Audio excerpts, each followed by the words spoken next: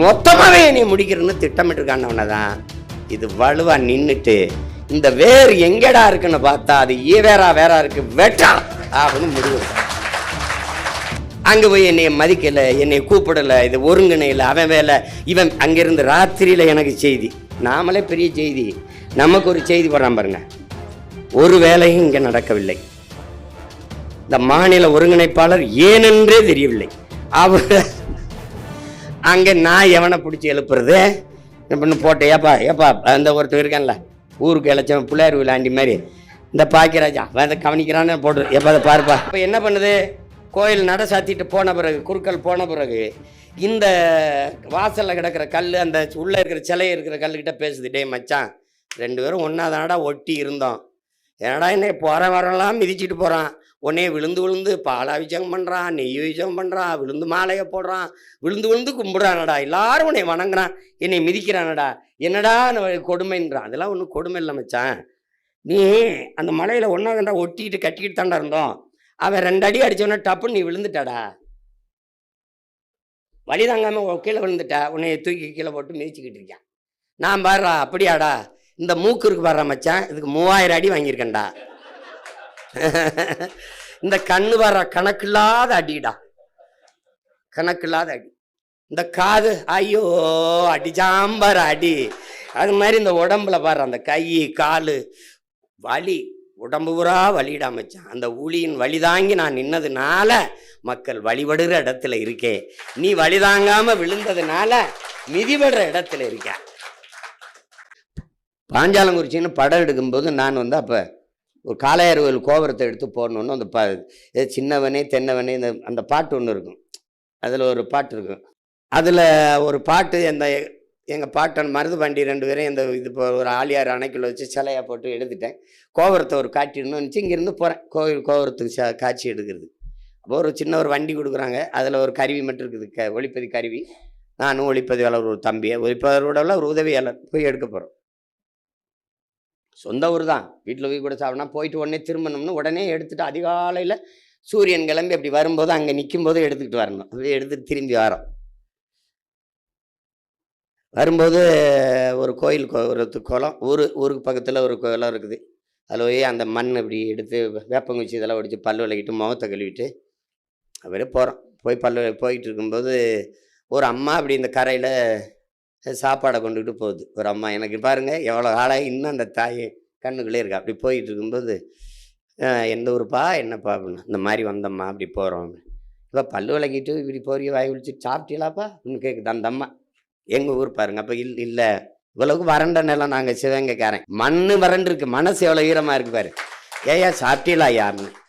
இல்லைம்மா நான் போகும்போது அங்கிட்டு இனிமே போய் எங்கேப்பா 9-10 மணி ஆகிப்போச்சா, பசிக்க கறக்கமாக இருக்குமே, வாங்க உட்காருங்க இப்படி உட்காருங்க போடலாம். அப்போ ஒரு சட்டியில் பழைய சோறு வெஞ்சன் அதெல்லாம் வச்சுருக்கம்மா. இது காட்டில் உழுதுகிட்டு இருக்காங்க உங்கள் அப்பா, அவருக்கு தான் எடுத்துக்கிட்டு போய்கிட்டு இருக்கேன். இப்போ நீங்கள் எங்களுக்கு கொடுத்துட்டு அப்பா பசி இருப்பா, அது ஒன்றும் இல்லை, அந்த ஆள் பசி பொறுக்கும், நான் வீட்டில் திருப்பி போய் ஒரு அட்டை எடுத்துக்கிட்டு போயிடுவேன். எப்படி இருக்கு பாருங்க. இப்போ இதை விட இன்னும் ஒரு இது இருக்குது பாருங்க. சாப்பிட்டு இப்போ எங்கிட்ட பெருசாக ஒன்றும் பணம் இல்லை, அன்னைக்கு இதில் ஒரு 100 ரூபா ஏதோ இருந்தது, 100 ரூபா. அதை எடுத்து அம்மா இதை வச்சுக்கிறீங்களான்னு. ஆத்தாடி என்னையா நீ, இப்போ நீ உங்கள் அம்மாவுக்கு தினம் சாப்பிட்டு காசு கொடுத்தா போவியாயா அப்படின்னு கேட்டா பாருங்க ஒரு கேள்வி. எப்படி இருக்கு பாருங்க, எவ்வளோ காலம் ஆயிடுச்சு இன்னும் நினைவில் வச்சிருக்கேன் பாருங்க. ஒன்றும் வேணாம் ஐயா, இதெல்லாம் நீ என்ன என் பிள்ளைக்கு சாப்பாடு போட்டதில் எனக்கு என்ன காசு கொடுக்குற, நீ அதெல்லாம் வேணாம், ஒன்றும் இல்லை. நீ ஒன்று எந்த நாடு திசைக்கு போனாலும் எவ்வளோ பெரிய ஆனாலும் உனக்கு இங்கே ஒரு ஆத்தா இருந்தேன் அப்படின்னு நினைவில் வச்சுக்காது போதும்ட்டா. இன்னைக்கு நினைவில் வச்சிருக்கேன் பாருங்க. இங்கே எங்கே கல்வி இருக்கு, இங்கே என்ன இருக்குது, அவள்கிட்ட ஒரு அறம் இருக்குது, இரக்கம் இருக்குது, கருணை இருக்குது, அன்பு இருக்குது, நல்லது செய்யணும்னு அந்த எண்ணம் இருக்கிறவன்ட்ட நாடு இருந்தா நாடு சரியாயிடும். நான் முதல்ல அன்னைக்கு சொன்னேன்ல, வரைவில் கூட சொன்னேன், வாழைப்பழ கதை தான். அது என்ன தெரியுமா வாழைப்பழ கதை? பெட்டி கடைக்கு போனீங்கன்னா வாழைப்பாவை தாறு 2 தொங்க விட்டுருப்பான், காட்சியாக போடுறேன். நாங்கள் யார், நீங்கள் என்ன பண்ணிக்கிட்டு இருக்கீங்கன்னு காட்டுறதுக்கு. வாழைத்தாறு இப்படி தொங்கும், தலைகளாக தவம் இருக்கும். நான் நல்லவன், என்னை வாங்கி சாப்பிடு ப்ளீஸ், ஹலோ ஹலோ ஹலோ இங்கே வாங்கங்க, ஹலோ இது சாப்பிடுங்க, நான் ரொம்ப நல்லவங்க, உடலுக்கு நல்லது, என்னை சாப்பிடுங்கன்னு தலையில தொங்கிக்கிட்டு இருக்கும். திரும்பி கூட பார்க்க மாட்டான். இந்த உள்ள வச்சிருப்பான் பான் பராக்கு, ஹான்ஸு, சிகரெட்டு மறைச்சு வச்சிருப்பாப்ல. அதை வந்து, சார் சிகரெட் பாக்கெட் ஒன்று விடுங்க சார். முதுகுக்கு பின்னாடி வாழைப்பழத்தை தொங்க விட்டு இப்படி பற்ற வச்சுக்கிட்டு இருப்பாப்ல. இது இந்த முதுகு பின்னாடி கிடக்க நம்மள கேட்பாரட்டு, அதான் நம்ம. அவன் பாடு 10 லட்சம். அப்புறம் புற்றுநோய் வந்தோடனே வாழைப்பழம் சாப்பிடணுன்னு வந்து வளவரையா பிச்சு சாப்பிட்டு இருப்பான். உனக்கு புரியுதா? இப்போ செலன்ஸ்கி தெரியும் உங்களுக்கு. இப்போ உக்ரைன் அதிபர் தெரியும் உங்களுக்கு. அவர் அரசு அலுவலகங்களில் அவருடைய படம் இங்கெல்லாம் கண்ட நாய் படம் மாட்டியிருக்கும். நம்ம வந்தவொடனே எந்த படம் இருக்காது, ஒரே படம் தான் இருக்கும். உங்களுக்கு புரியுது நினைக்கிறேன். என் முன்னவர்கள் படம் இருக்கும். எங்கள் தாத்தா காமராஜ், எங்கள் தாத்தா டாக்டர் சுப்பராயன் படம்லாம் இருக்கும். திராவிடம் படம் ஒரு படம் இருக்காது. அப்போ அவர் அரசு அலுவலகத்தில் மாட்டியிருக்கும்போது அவர்கிட்ட போய் கேட்குறாங்க. நீங்கள் அவர் என்ன சொல்கிறார், கூப்பிட்டு எல்லாரையும் ஒரு அதிபரே சொல்கிறாப்புல, இது என் படத்தெல்லாம் எடுத்துருங்க. ஏன்னா நான் ஒரு ஐடென்டிட்டியோ ஐக்கானோ கிடையாது, நான் ஒரு குறியீடோ அடையாளமோ கிடையாது. எடுத்துருங்க. எடுத்துட்டு உங்களுக்கு முன்னாடி அரசு அலுவலகங்கள் எல்லாம் உங்கள் வீட்டு குழந்தைகள் படத்தை மாட்டுங்கன்றான். எவ்வளோ பெரிய இது பாருங்க. உங்கள் குழந்தைகளின் படத்தை மாட்டுங்க உங்கள் நாற்காலிக்கு எதிரே. ஒரு கோப்பு வருதுன்னு அதை பார்த்துட்டு கையெழுத்து போடும்போது ஒரு தடவை உங்கள் குழந்தைகளின் முகத்தை பார்த்துட்டு போடுங்க, கையெழுத்தை போடுங்க. ஏன்னா உங்கள் பிள்ளைகளின் எதிர்காலம் உங்கள் கையெழுத்தில் இருக்கு. அதை ஒரு தடவை பார்த்துட்டு போடுங்கன்றான். இப்போ அது மாதிரி நான் உங்களுக்கு ஒன்று சொல்கிறேன். நீங்கள் உங்கள் குழந்தைகள் உங்கள் சந்ததியினரை மனதில் வைத்துக்கொண்டு களத்தில் நில்லுங்க. நீங்கள் எனக்காக நிற்காதீங்க. நான் ஒன்றும் இல்லை, நான் இருப்பேன், நாளை போயிடுவேன். ஆனால் நான் முன்வைத்த தத்துவம் இருக்கும். ஏன்னா என் தத்துவம் நின்னதில்லை, பல ஆயிரம் ஆண்டா நம் இனம் தூக்குனது. அதை என் தலைவன் தூக்குனான். அவன் மொத்தத்தையும் சேர்த்து நம்மக்கிட்ட கொடுத்துருக்கான். நான் உங்ககிட்ட கொஞ்சம் பிரித்து இந்த நன்கொடை சீட்டு ஒரு கட்டு கொடுப்பான் என் தம்பி துறை. அதுக்காக தான் வந்திருக்கான். இங்கே யாராவது இருங்க, உங்கள் வாக்ககத்துக்கு போயிருங்க. நீங்கள் மாநிலத்தில் ஒருங்கிணைப்பாருங்க, மண்டலத்தில் இருங்க, இளைஞராக இருங்க, இல்லை மாணவர் பாச, மீனவர் பாசற, மகளிராக, உங்கள் வாக்ககம் எது? நீங்கள் எங்கே ஓட்டு போடுவீங்க அந்த இடத்துல போய் நின்றுக்கிறீங்க. உங்களோடு வேலை செய்ய ஒரு 8 பேரை குறைஞ்சது சேர்த்துக்கிறீங்கன்னு சொல்லுது கட்சி. 10 பேரை கூட சேர்த்துக்கிறீங்க. 8 பேர் அது சேர்த்துக்கிறீங்க. அது ஒரு பூத்து ஏஜென்ட்னோ வாக்கக முகவர்னோ அந்த கட்சி சொல்ல விரும்பலை, கிளை என்று சொல்ல விரும்புது. அந்த கிளையை கட்டிக்கிட்டு நில்லுங்க. உங்கள் இலக்கு ஒன்று வச்சுக்கிறீங்க. என் வாக்ககத்தில் வெற்றி வாக்கு என் இலக்கு, இவ்வளவுதான். நீங்க அங்க போய் இது திமுக நிக்குது, அதிமுக நிக்குது, அது எவன் நிக்கிறான்ல, நான் நிக்கிறேன் இங்க, அதுதான் இங்க. ஏன் நீ புலி 1000 விலங்குகளோட நின்னாலும் தனிச்சு நிக்கிற திமிரோட நிக்கும். தனியா நிக்கும். 1000 மிருகம் சுத்தி நின்னாலும் புலி தனியா நிக்கும். தனித்து நின்றாலும் 1000 மிருகங்களோடு நிக்கிற திமிரோடு நிக்கும். அப்படி நீ அங்க போய் நின்னுக்கணும். நீ ஏன் நீ வந்து நாடே வெல்லணும்னு நீ நினைக்கிற? அது உன் வேலை இல்லை. நாடே தோத்தாலும் சரி என் தொகுதியில் நான் வெல்லுவேன். அது யாருக்கு வேணும்? ஒவ்வொரு வீரனுக்கும் வேணும். என் தொகுதியை தோற்றாலும் சரி என் வாக்ககத்தில் நான் வெல்லுவேன். அப்படி ஒவ்வொரு வீரனும் முடிவெடுத்து விட்டால் தொகுதி வெல்லும், நாடு வெல்லும். இவ்வளவுதான். That's all your honour. தலைவர் என்ன சொல்றாரு? எவ்வளவு எத்தனை கிலோமீட்டர் பயணமானாலும் ஒரு காலடி தடத்தில் தான் தொடங்கி ஆகணும். நம்ம ஊர்ல சொன்ன 1 1 100 ஒருமிக்க 100 நம்ம ஊர்ல 1 போட்டு தான் அப்புறம் 1 லட்சம் போடணும். நீங்க எடுத்தோடனே 1 லட்சம் அப்படி பண்ண முடியாது. இதைதான் மார்ட்டின் லூதர் கிங் நமக்கு என்ன சொல்றான்? நீ ஏண்டா மொத்தமா அப்படி பார்த்து 100 படிக்கட்ட பார்த்து இப்படி பார்த்துக்கிட்டு இருக்கடா, கிறுக்கு பல இப்படி பாரு, 5 படி தாண்டா இருக்கும். என்ன சொல்றான்? நேரா இப்ப நான் பார்த்தா எனக்கு 5 படி இருக்கு. ஏறி அங்க போயிட்டேன்னா அங்கிருந்து பார்த்தா 5 படி தான் இருக்கு. இப்படி அப்பா 100 படி அப்படி பார்க்காதடா பைத்தியக்காரப்பல. முதல்ல நம்பிக்கையோடு ஒரு படியில் முதல் அடியை எடுத்து வைடாங்கிறான். அதுதான் இப்ப. அப்ப உன் வேலை என்ன? போப்பாங்க. நாளைக்கு அவர் கேட்பாரு, என் பூத்துல இந்த பாருண்ணே அண்ணே வெற்றி ஓட்ட தொட்ட, என் பூத்துல அதிக வாக்கு, இப்படி ஒவ்வொருத்தனும் காட்டிட்டா நாடு நம்ம கையில்.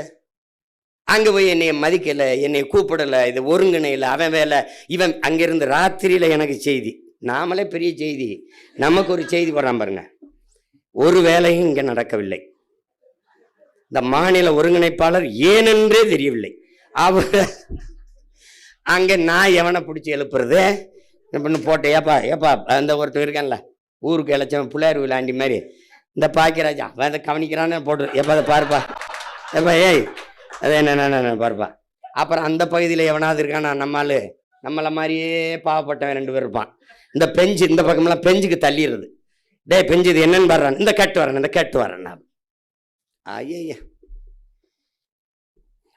கொஞ்சம் புரிந்துணர்வோடு நீங்கள் போட்டி பொறாமை வேணாம்னு நான் சொல்லலை.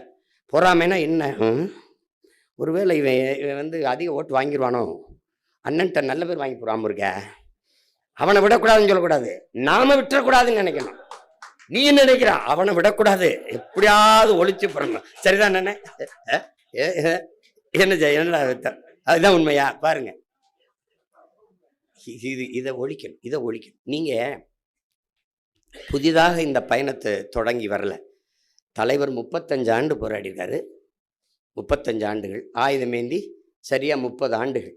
நாம் அதில் 15 ஆண்டுகள் நாம் அறவழியில் போராடிட்டோம். அறிவாயுதம் ஆய்ந்தி அரசியல் களத்தில் தேர்தல் களத்துக்கு 10 ஆண்டுகள் வந்துட்டோம். 16 வந்தோம், இப்போ 26, 10 ஆண்டு நிறைவுறுது.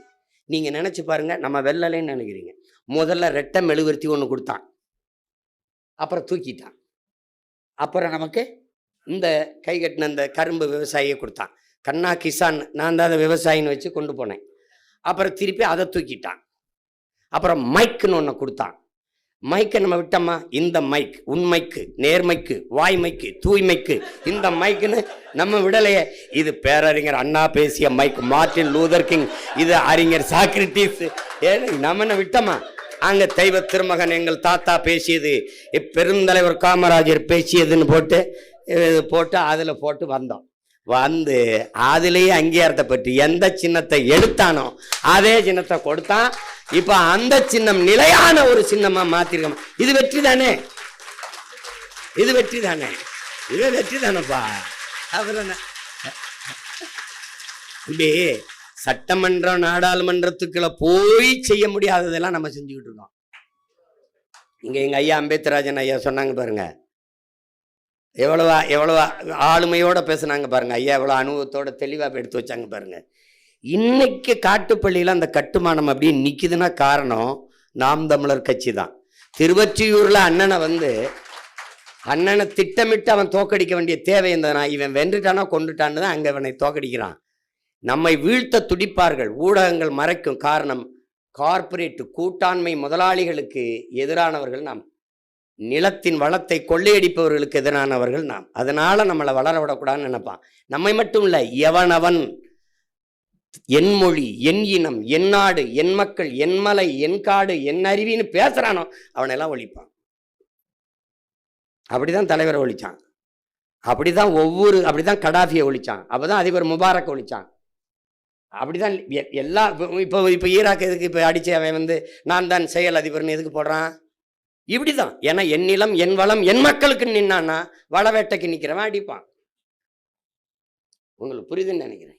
நீங்க செய்யற வேலை ஏதோ சின்ன வேலை கட்சின்னு நினைக்கிறீங்க. நீங்க இப்ப நமக்கு கூட்டணி வைக்கிறதுக்கு எவ்வளவு நேரம் ஆயிரும்னு நினைக்கிறீங்க? எவ்வளவு நேரம் ஆயிரும்னு நினைக்கிறீங்க? எனக்கே கூட அவங்க பேசும்போது என்னடா ரொம்ப கஷ்டமா இருக்க, போயிடுவோமான்னு கூட கை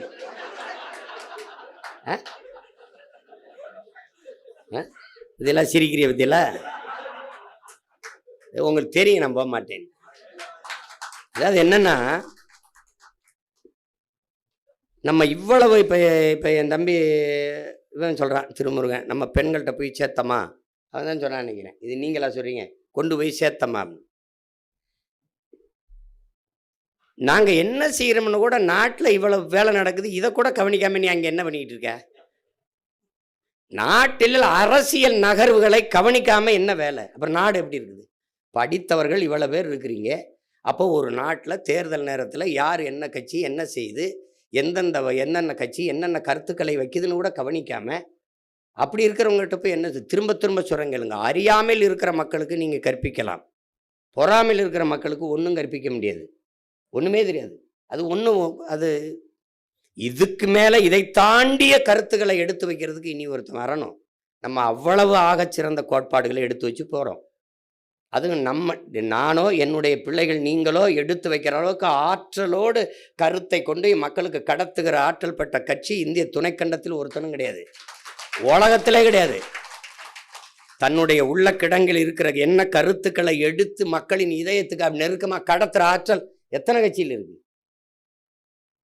எல்லா கட்சியிலும் இருக்கிறவன் என்னைய மாதிரி நான் தான் பேசுற மாதிரி இருக்கு. தூரத்தில் பார்க்கும்போது பார்த்தா என்னைய மாதிரி கையை காலை அழைச்சு பேசிட்டு இருக்கான் ஒருத்தன். இது யார் நம்ம பேச்சு மாதிரி இருக்குன்னு பூரா பயிலும் போட்டு போட்டு தாக்க அதே மாதிரி கை வச்சு பேசிட்டு இருக்காப்ல. புரியுதா உங்களுக்கு? அந்த அளவுக்கு நம்ம கொண்டு விதைக்கிறோம். நான் என்னுடைய சீமான் என்கிற ஒரு தனி மனிதன், நான் பிரபாகரன் என்ற பெருந்தலைவனை ஏற்றுக்கொண்ட அவன் மகன், என்னுடைய ஆள் மனதிலிருந்து மனச்சான்று வழியா பேசுறேன். நான் இந்த நிலத்தில் நடந்து கொண்டிருக்கிற நிலவி கொண்டிருக்கிற அரசியலை அறவே வெறுக்கிறேன், அருவருக்கிறேன். இதை முற்றுமுழுதா கொளுத்திட்டு வேற ஒரு அரசியலை கட்டமைக்கணும்னு நினைக்கிறேன். அதனால இந்த இடத்துல அவனோட சேரு இவனோட சேரு கூட்டணி, என் தம்பிகிட்ட கூட முரளிகிட்ட சொல்லி அனுப்பலாம், பாலமுரளிட்ட. கூட்டணி கிடையாது, இங்க சீட்டணி நோட்டணி தான். என்ன கூட்டணி? கூட்டணினா என்னது? எதுல கூட்டு? எதுல கூட்டு? யார் யாரோட கூட்டு? எவன் கச்சத்தீவை எடுத்து கொடுத்தானோ அவனோட கூட்டு. யாரு? மீட்க போராடுவேங்கிறவன். எவன் இந்தியை திணித்தானோ அவனோட கூட்டு. யாரு? எதிர்த்து போராடியவன். மாநில சுயாட்சி பேசியவன், மாநில சுயாட்சியை மறுப்பவன், மாநில உரிமையை பறிப்பவனோட கூட்டு. எப்படி கூட்டு? எப்படி? கச்சத்தீவை திருப்பி எடு. இந்த கட்சி திராவிட கட்சி, மாநில கட்சிகள் கொடுத்ததுதான், திருப்பி எடுக்க வேண்டும் என்ற பேச்சுக்கு இடமில்லை. அவனோடு கூட்டு. எப்படி? நீட்டு அதை விலக்களிக்க வேண்டும், இவன் கூட்டு. நீட்டை நீட்டியவனோட கூட்டு. இது எப்படிப்பட்ட கூட்டு? ஒரு மாநில உரிமை, அதுல மிக முதன்மையானது நீர் உரிமை. அந்த உரிமை, என் மாநில நிலத்தின் வளத்தின் எல்லாத்தையும் நீ பகிர்ந்துக்கிற. நறுமணம் பெட்ரோலோ மீத்தேன் ஈத்தேனோ அல்லது அணு உலையில் வர்ற மின்சாரமோ பழுப்பு நிலக்கரியில் வர்ற மின்சாரமோ எல்லாம் பகிர்ந்துக்கிறீங்க. நான் பொதுமையில் இருக்கேன், இந்தியனா இருக்கேன். ஆனால் அவரவர் நீர்வளம் அவரவருக்கு என்று அங்கங்க நின்னுகிற நீ கர்நாடகா ஒன்னி நின்னுகிற, முல்லை பெரியார்ல நின்னுகிறான். இவன் முல்லை பெரியாற்று நதிநீர் உரிமையை காப்பாற்ற நம்ம போராடிட்டு இருக்கோம், அவன் ஈவேரா பெரியாரை காப்பாற்ற போராடிட்டு இருக்கான். அது ஒரு கூட்டம் கிடக்குது. ஆனா பகுத்தறிவுங்கிற சொல்லு எவ்வளவு கேவலமானதா ஆயிடுச்சு இவங்கள்ட்ட மாட்டிக்கிட்டுங்கிறது இப்பதான் பாக்குறவங்க. இந்த பெண்ணிய உரிமை, பெண்ணிய விடுதலை எல்லாம். ஆனால் எழுதி வை இந்த நிலத்தில் இவங்க பேசுற இந்த வெற்று பெண்ணிய உரிமை பிரபாகர மகன் செருப்பாலே அடித்து தகர்க்கல. நீ பார்த்தே இரு, அவன் பேசிக்கிட்டே இருப்பான், நாங்க செஞ்சுக்கிட்டே இருப்போம். எங்க ஊர்ல திண்ணையில பேசிட்டு இருப்பாங்க, 4-5 பேர் உட்காந்து வெட்டி பேச்சா பேசி, அவங்க விலங்காப்பையை வெட்டி பேசி வாடா, நமக்கு காட்டில் 1008 வேலை கிடக்கு, போய் உழுவம்டா வாடான்னு குழிப்பான் பாருங்க. அந்த வேலையை நாங்க செஞ்சுக்கிட்டு இருப்போம், அவர் உட்காந்து கருத்து சொல்லிட்டு இருப்பான். ஒரு எண்ணத்தை கண்ணையானா சமாளிக்கலாம், ஒவ்வொருவரும் எண்ணத்தை கண்ணையாவா இருக்கான். எண்ணத்தை போய் எண்ணத்தை அதனால ஆழ்ந்து பார்க்கும்போது இது கொஞ்சம் வலியானது தான். இவங்க இதோட கூட்டு. இவன் ஊழல் செய்து விட்டாருன்னு கைது பண்ணி உள்ள போடுவான், நல்லா கவனிக்கிறீங்களா? அவன் நடவடிக்கை எடுப்பான். கடைசியா ஊழல் செய்த கட்சியோட அவன் கூட்டணி வைப்பான், இவனும் மானம் கட்டு போய் அவனோட கூட்டணி வைப்பான். இப்படி ஒரு கூட்டணி, இதுக்கு பேரு கூட்டணி. இதுல எந்த கூட்டணி வெல்லும் என்ற விவாதம் வேற. வாக்குக்கு காசு கொடுத்து வாக்கை வாங்கிவிட முடியும் என்கிற ஒரு அமைப்பு எவ்வளவு அருவருக்கத்தக்கது, எவ்வளவு அருவருக்கத்தக்கது. அப்ப வாக்குக்கு காசு கொடுத்தால் வாக்கை வாங்கி கொள்ளலாம் என்கிற நிலை இருக்கும் போதே மக்களுக்கு சேவை சேவை என்ற சொல் செத்துருது. அந்த நாட்டில் உண்மை, நேர்மை, எளிமை, தூய்மை என்கிற நிர்வாகம் என்பது கனவிலும் இருக்காது. என்ன காமராஜ் 9 வருஷம் நம்ம தாத்தன் இருந்தான், அவங்க காலத்துல அது சிறப்பு. இன்னைக்கு அவங்க பேரம்பிள்ளை காலத்துல நமக்கு 5 ஆண்டு 10 ஆண்டு இருந்தா உலகத்தின் தலை சிறந்த நாடா நம்ம மாற்றி படைக்க முடியும். நீ அதேதான் 50 வருஷமா பேசிட்டு இருக்க, காமராஜ் ஆட்சி காமராஜ் ஆட்சின்னு. ஏன் அதுக்கு பின்னாடி வந்தாலும் காவாலி பயில் ஆயிட்டான். உங்களுக்கு புரியுதா? அவனுக்கு இங்கே நல்ல நோக்கம் இருக்கணும். அறிவு கல்வி அதெல்லாம் அதெல்லாம் அவ்வளோ படிச்சிருக்காரு இவ்வளோ அதெல்லாம் இல்லை. நோக்கம் இருக்கா? உயர்ந்த எண்ணம் இருக்கா? நம்ம தாத்தா சொல்லலையா, எழுத படிக்க தெரியாதவன் ஏறு விட்டி சோறு போட்டான், எல்லாம் படித்தவன் நாட்டை கூறு போட்டான். அவன் சோறு போட்டான், அவன் கூறு போட்டான். இவன் இப்போ அதான் பண்ணிக்கிட்டு இருக்கான். கடன் பட்டார் நெஞ்சம் போல் கலங்கினான் இலங்கை வேந்தம்மா. கடன் வாங்கிட்டா அந்த மனிதன் நிம்மதியாக வாழ முடியாது. ரோட்டில் துண்டை போட்டு எப்போ இழுப்பானோ முச்சந்தியில், எங்கே கதவை தட்டுவானோ, நல்லதாக தூங்க முடியாது. ராத்திரி விடிய காலத்தில் கடங்கார போய் கதவை தட்டிடுவானோ, ராத்திரி தட்டிடுவானோன்னு இருப்பான் பாருங்க, பதட்டத்திலே இருப்பான். அந்த மாதிரி இந்த நாடு, ஒரு நாடு கடன் பெற்றுச்சுன்னா அது பொருளாதார அடிமையாயிருது. பொருளாதார அடிமையானால் அந்த நாடு பெற்றிருக்க விடுதலை கிடையாது. எப்படி கொண்டு நிறுத்தி வச்சிருக்கான் பாருங்க. இப்ப நாம எப்படி பண்றது? 10 லட்சம் கோடி கடனை கட்டிடுறோம். எப்படி கட்டுறோம்? வட்டி மட்டும் 1 லட்சம் கோடி கட்டுது. நம்ம எப்படி கட்டுறோம்? ஏற்கனவே ஆட்சியில் இருந்த எல்லாரையும் தூக்குறோம், எடுத்து அதுல சித்தப்பா இருந்தார், பெரியப்பா இருந்தார், மாமா இருந்தார், மச்சா இருந்தார். போய போய போய அதுக்குன்னு நான் ஆள் வச்சிருக்கேன். என் தம்பி பூமி மாதிரி, எதை பத்தியும் கவலைப்படாது. போய ஏதோ பண்ணிட்டாங்க அந்த கூட்டத்தில். நல்லா எல்லாம் அருமையா இருக்கு, நாங்கள் உள்ள நுழைஞ்சோம், உங்க ஆளுக விடலைன்னு பத்திரிகையாளர்களான். நம்ம எல்லாரையும் மதிச்சு தான் பண்ணுவோம். அப்போ தெரியாம நடந்துருச்சு, மன்னிச்சுக்கிறேங்க. அந்த மாதிரி ஆளுகளை வச்சு வாயா, அன்னைக்கு தான் உண்மையிலே பச்சை மட்டைக்கு வேலை இருக்கு. வச்சு வெளுத்தா ஏன்னா இந்த குவாரி ஓனர்னு இருந்தவங்களாம் யாரா, இந்த மணல் குவாரி ஓனர்லாம் யாரா தூக்குடா வச்சு வெளுத்தம்னு வச்சுக்கிறேங்க, செட்டில் ஆயிரும். உங்களால் நம்ப முடியுதா பாருங்க, கடந்த 15-20 ஆண்டுகளில் மட்டும் 75 லட்சம் கோடி அடிச்சிருக்கான் தமிழ்நாட்டில் மட்டும். 75 லட்சம் கோடி ஒரு மாநிலத்தில் இந்த 20 ஆண்டுகளுக்குள்ளே. என்ன கொடுமை பாருங்க. இப்ப இந்த தேர்தலில் ஒரு தொகுதிக்கு 30 கோடி, அப்படின்னா 234 கவனோட தம்பி வருது. 7000 கோடி வச்சுக்கிறோம். 7000 கோடி வச்சுக்கிறோம். 7000 கோடி 7000 கோடி முதலீடு செய்து வெல்லுகிற ஒருவர் மக்களுக்கு சேவை செய்ய வருவாரா? எப்படி என்ன நோக்கத்தில் வரும்? ஒரு முதலாளி முதலீடுன்னதே அது லாப தேவைக்குத்தான், சேவைக்கு இல்லை. யாருமே செய்ய மாட்டாங்க, யாருமே செய்ய மாட்டாங்க. அது உலகத்தில் அது இயல்புக்கு மாறானது. அப்படி ஒருத்தனும் இல்லை, அப்படி ஒருத்தனும் இல்லைங்க. அது அந்த மாதிரி. இப்ப நம்ம எதுக்கு நிக்கிறோம் உங்களுக்கு தெரியாதில்ல. நீங்க இந்த குரலை தென்னரசு கூட சொன்னாரு போட்டதுன்ட்டு. அந்த காயங்களை நம்ம மறந்துடக்கூடாதுங்கிறதுல நீங்க முதல்ல யாருன்னு முதல்ல தெரிஞ்சுக்கிட்டு களத்துல நிக்கணும்.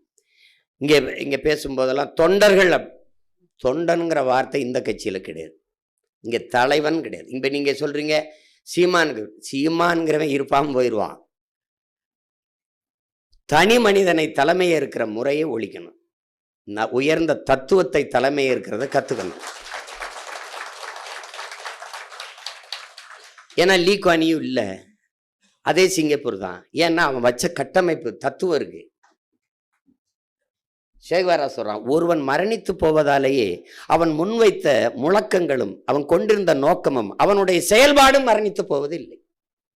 அது இருக்குது, அப்ப அது வழி நடத்தும். அதுதான் அப்படி. இப்ப என் தலைவன் என்னோட இல்லை, ஆனால் முன்வைத்த தத்துவம் நம்மோடு இருக்கு, வழி நடத்துது.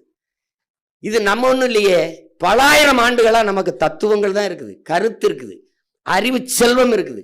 அது செயல்படுத்த ஆள் இல்லை. குடிதளி கோல வச்சும் மாநில மன்னன் அடிதொழி நிற்கும் உலகை தாண்டி தத்துவம் இல்லை.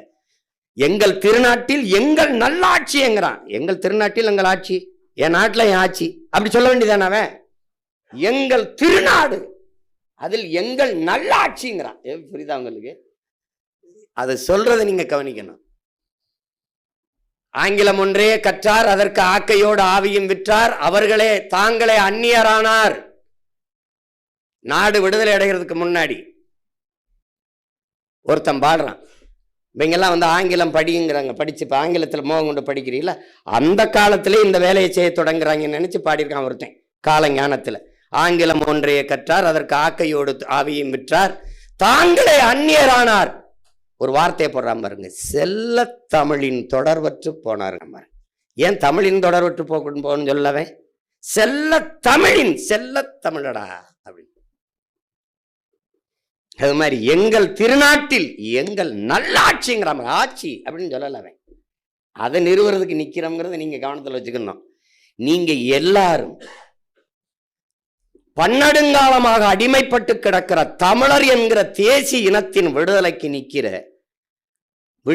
நிற்கிற ஒரு அரசியல் படையில் வீரர்கள், இராணுவ வீரர்கள். நீங்கள் சீருடை அணியவில்லை, கருவி ஏந்தவில்லை, மாறாக அறிவாயுதம் என்கிற கருத்தியலை ஏந்தி நிற்கிறீர்கள். ஒரு அடிமை தேசியனத்தின் விடுதலை படையில், அந்த விடுதலைக்கு போராடுகிற புரட்சிகர அரசியல் படையில் நீங்கள் தளபதிகள். இதில் ஆண் பெண் இந்த பாலியல் வேறுபாடு கிடையாது. நம்முடைய கோட்பாடு இந்த பெண்ணிய உரிமை, பெண்ணிய விடுதலை அதெல்லாம் கிடையாது. அது அந்த வெற்று சொல்ல முதல்ல ஒழிக்கிறோம். அது ஏதோ ஒரு தனியா ஒரு வேலை மாதிரியே வச்சிருப்பான். உங்களுக்கு இந்த சாதிய ஒழிப்பு பேசுறான் பாத்தியா, அவனை ஒழிச்சுனா சாதி ஒழிஞ்சிரும். இவன் இந்த சாதி ஒழிப்பு பேசுற எல்லா யோக்கிய பயலுக்கும் தன் சாதி தவிர பிற சாதி ஒழிக்கிறது, இதான் வேலையே. உண்மையா இல்லையா சொல்லு? அதை ஏண்டா அதை கடக்கணும்டா, கடந்து நடக்கணும்டா. இங்க நின்னுக்கிறது ஐயோ நாத்தம், ஐயோ நாத்தம், ஐயோ நாறுது, ஐயோ நாறுது. கர்மம் பிடிச்சவனை இறங்கி கூட்டி அங்கிட்டு போடு, இல்லை நடந்து அங்கிட்டு போய் தொலை. இங்கே நின்று நாறுதுன்னு பேசிருப்பான். ஒரு புரியுதா? இந்த நாத்தம் பிடிச்ச பேரால தான் நாடு இப்படி. நீங்க செய்யறது என்ன செய்யறதுன்னே தெரியாம, இப்ப நான் வரும்போது என்ன செய்யறதுன்னு தெரியாம வந்தேன். என்ன செய்யறதுன்னு தெரியாம அங்க வண்டியில் ஏறி வரும்போது வரைக்கும் குழப்பம்தான். இங்க வந்து இறங்கியும் குழப்பம்தான். இப்படி என்ன செய்யறது ஒரு படபடப்பு நெஞ்சுக்குள்ள இருந்துகிட்டே இருக்கும். ஆனா ஒண்ணு மட்டும் சொல்லி விட்டாப்ல, நான் என்ன போய் செய்யறதுன்னு வந்து, நீங்க போய் இறங்குங்க, உங்களுக்கே தெரிய வந்துடும் என்ன செய்யறதுன்னு, அதை செய்யுங்க. என்ன பிள்ளை இப்ப இறங்கும்போது நான் கூட பல தடவை சொல்லியிருக்கேன், நான் என் வீட்டு வாலி விழுந்துருச்சுன்னு தான் கிணத்துக்குள்ள குதிச்சேன் எடுக்க. மூழ்கி போகும்போது தெரியுது என் பரம்பரையே உள்ளதான் கிடக்குது அப்படின்ட்டு.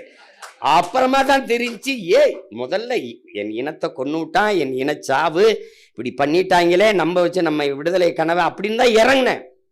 ஆனா அப்புறமா தான் தெரியுது, இவன் எல்லாமே திட்டமிட்டு என் பரம்பரையை அவன் அழிச்சிருக்கான். என் மொழியை அழிச்சு, என் இனத்தை அழிச்சு, என் வரலாற்றை மறைச்சு, என் இலக்கியத்தை ஒழிச்சு, என் வழிபாட்டை அழிச்சு, மொத்தமாவே என்னை முடிக்கிறேன்னு திட்டமிட்டு இருக்கானவனதான்.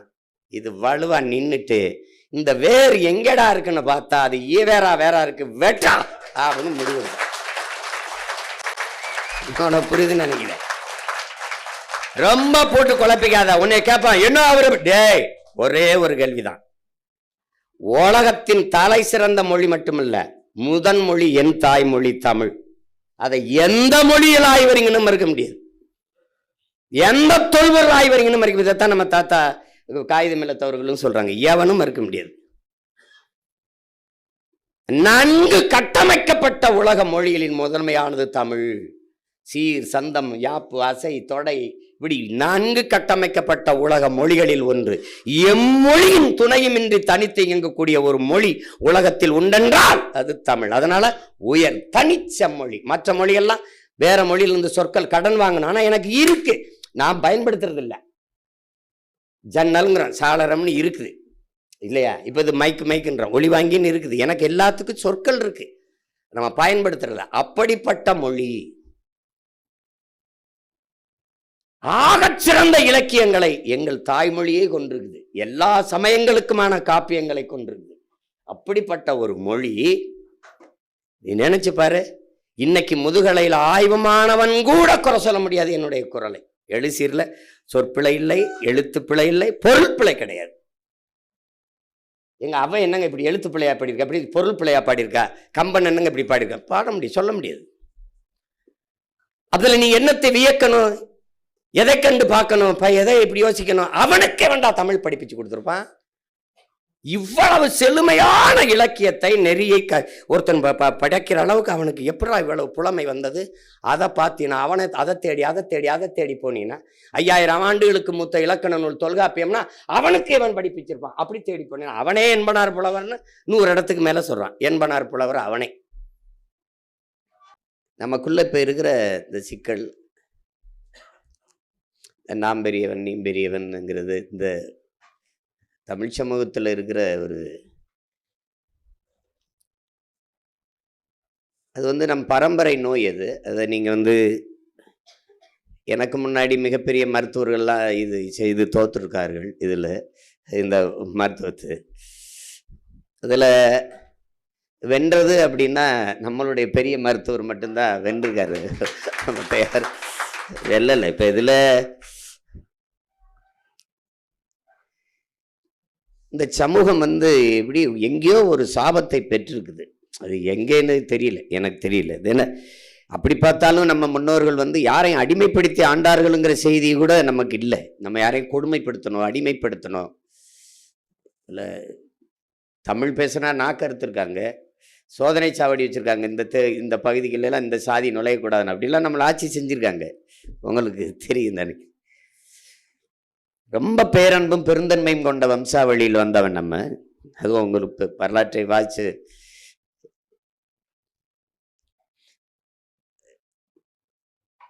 ஆழ்ந்து நம்ம இன வரலாறை வாசிக்கும் போது நமக்கு ஒரு வெறி வரும், கோபம் வரும். ஆனால் அதையும் தாண்டி ஒரு பொறுமையும் நிதானம் வரும். எப்படி விட்டுறக்கூடாதரா வென்றன். அது மாதிரி இந்த இடத்துல என்ன, மற்ற இனங்கள் எல்லாம் தனித்தனியாக வாழுது, ஆனால் கூடி செயல் செய்யுது. நம்ம மக்கள் கூடி வாழ்கிறாங்க, தனித்தனியாக செயல் செய்கிறாங்க, வேலை செய்கிறாங்க. அது ஒரு பெரிய பிரச்சனையாக இருக்குது இங்கே நமக்கு.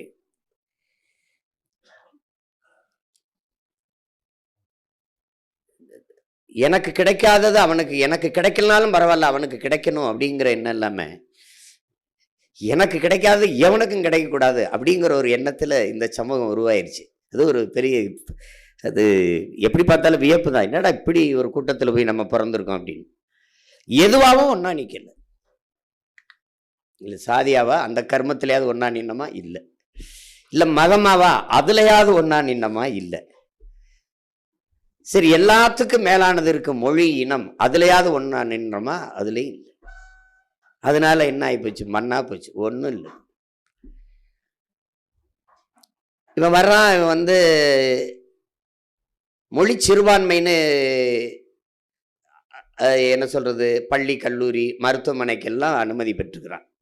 மொழி சிறுபான்மை அப்படின்னு லிங்குஸ்டிக் மைனாரிட்டின்னு தான் எல்லா இன்ஸ்டியூஷனும் மெடிக்கல் காலேஜெலாம் ஆரம்பிச்சுக்கிறான், மருத்துவக் கல்லூரியெல்லாம். ஆனால் அரசியல் என்று வரும்போது இந்த நிலத்தில் தமிழர்களையே சிறுபான்மைன்னு அடிக்கிறான். வரலாற்றில் எங்கேயுமே மதத்தை வச்சு மனிதர்களை மதிப்பிடுவது இல்லை. ஏன்னா முதலில் தோன்றியது மொழி இனமா சாதி மதமான்னு கேட்டிங்கன்னா முதலில் தோன்றியது மொழி இனம்தான். ரொம்ப பின்னாடி ஒரு 2200 ஆண்டுகள் தான். சரி புத்தனே எடுத்துக்கிட்டாலும் அவன் தான் ரொம்ப மூத்தவனாக இருக்கான். அவனே விடுதாலும் ஒரு 2500 ஆண்டுகள் இருக்கும். அதுக்கு பின்னாடி இயேசு அப்படிலாம் கிறிஸ்தவம்னு பார்த்தாலும் ஒரு 2000, இப்போ என்ன ஒரு 2000 ஆண்டு, 2200 நபிகள் ஒரு 1800 அப்படி இருக்கும். அதுக்கு பின்னாடி அதுக்குள்ள உங்களுக்கு தெரியும், தமிழர்களுக்கு பிறப்பு வழியே சாதி கிடையாது, தொழில் வழியே தான் குடி. அது பிறப்பு சாதிங்கிறது தமிழ் சொல்லு இல்லை. அதான் நம்முடைய தாத்தா புரட்சி பாவலன் சாதி தமிழ் இல்லை, தமிழனுக்கு சாதி இல்லைன்னு சொல்றாரு. எவ்வளவு வழி இருந்தா சொல்லுவார் பாருங்க, இருட்டறையில் உள்ளதடா உலகம், சாதி இருக்கின்றது என்பானும் இருக்கின்றானே தமிழான்னு பாடுறாப்புல. இன்னும் இருட்டில் கிடக்கிறாடா இந்த படுவாவின்றவுல. அவரே முதலியார் சங்கத்துக்கு தலைவராயிட்டாருன்னா கொடுமை தான்.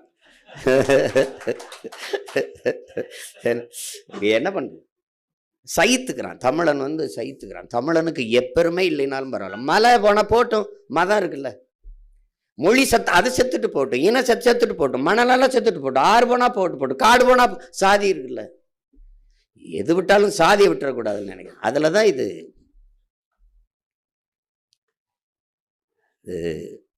அதனால இந்த ஓர்மைப்படுத்த முடியல. சரி வன்னியராவது ஒன்னா நின்னமா இல்லை, சரி பறையராவது ஒன்னா நின்னமா இல்லை, சரி முக்குளத்தோர்னாவது ஒன்னா நின்னமா அதில் இல்லை.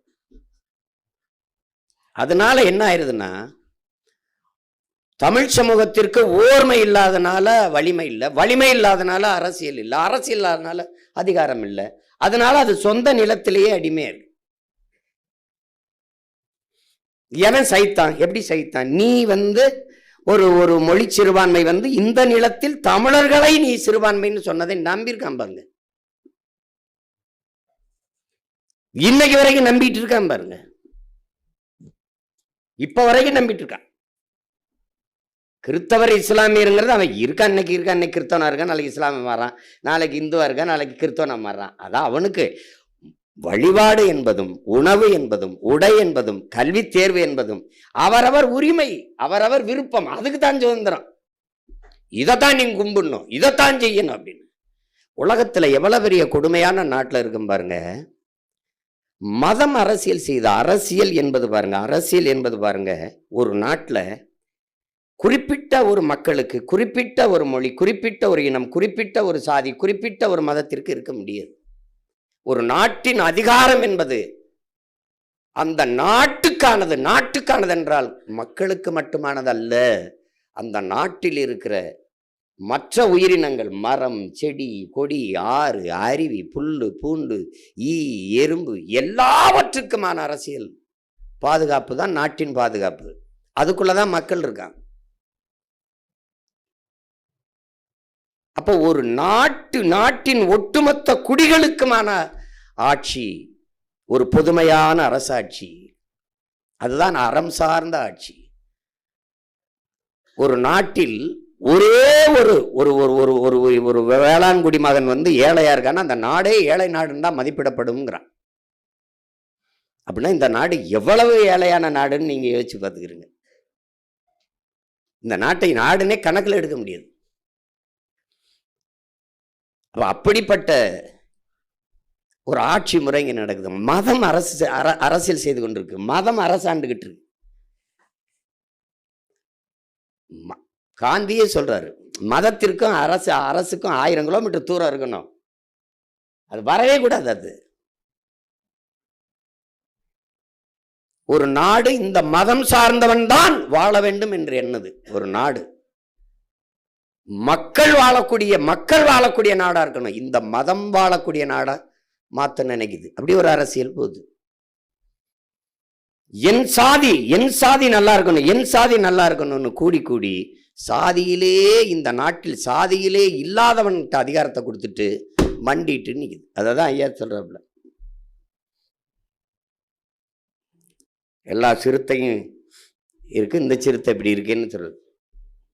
என்னை கொண்டு அங்கே நிறுத்திட்டீல்னு அவருக்கு ஞாபகப்படுத்துங்க. அவர் பெரிய புலிங்கிறத ஞாபகப்படுத்துறோம் அவருக்கு.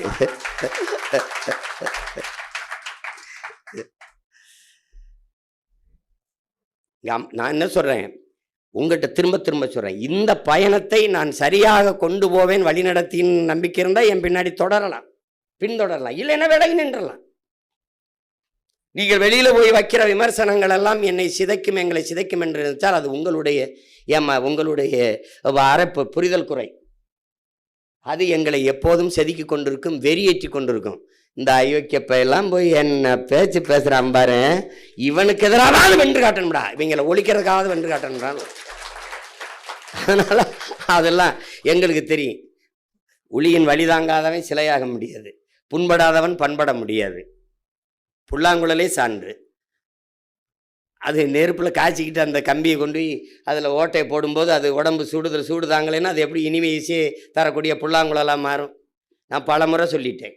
முந்தி கொண்ட முதல்கல் கோயிலின் படிக்கல்லாக இருக்குது, கடைசி வரை காத்திருந்த கல் தான் கலசம் ஏறுதுன்னு. கோயிலில் சிலையாக இருக்கிறதும் ஒரே மலையில் வெட்டப்பட்டது தான். படிக்கல்லா வாசலில் ஏறும்போது மிதிபடுற கல்லும் ஒரே இதில் வெட்டப்பட்டது தான். அப்போ என்ன பண்ணுது, கோயில் நட சாத்திட்டு போன பிறகு, குறுக்கல் போன பிறகு இந்த வாசலில் கிடக்கிற கல் அந்த உள்ளே இருக்கிற சிலையை இருக்கிற கல்லுக்கிட்ட பேசுது, டே மச்சான், 2 பேரும் ஒன்றாதானடா ஒட்டி இருந்தோம், ஏன்னா என்னை போகிற வரலாம் மிதிச்சிட்டு போகிறான், உடனே விழுந்து பாலாபிஷேகம் பண்ணுறான், நெய் அபிஷேகம் பண்ணுறான், விழுந்து மாலையை போடுறான், விழுந்து கும்பிடுறானடா, எல்லாரும் உன்னை வணங்குறான், என்னை மிதிக்கிறானடா, என்னடா கொடுமைன்றான். அதெல்லாம் ஒன்றும் கொடுமை இல்லை மச்சான். நீ அந்த மலையில் ஒன்றாதாண்டா ஒட்டிக்கிட்டு கட்டிக்கிட்டு தாண்டா இருந்தோம், அவன் 2 அடி அடிச்சோன்னா டப்புன்னு நீ விழுந்துட்டாடா, வழி தாங்காம கீழே விழுந்துட்டா, உன்னை தூக்கி கீழே போட்டு மிதிச்சுக்கிட்டு இருக்கான். நான் பாடுறா அப்படியாடா, இந்த மூக்கு இருக்கு பாடுறா மச்சான், இதுக்கு 3000 அடி வாங்கியிருக்கேன்டா. இந்த கண்ணு பாடுறா கணக்கில்லாத அடிடா, கணக்கில்லாத அடி. இந்த காது ஐயோ அடிச்சாம்பார் அடி. அது மாதிரி இந்த உடம்புல பாரு, அந்த கை காலு வலி, உடம்பு பூரா வலிடா மச்சான். அந்த ஊழியின் வலிதாங்கி நான் நின்னதுனால மக்கள் வழிபடுற இடத்துல இருக்கேன். நீ வலிதாங்காம விழுந்ததுனால மிதிபடுற இடத்துல இருக்க.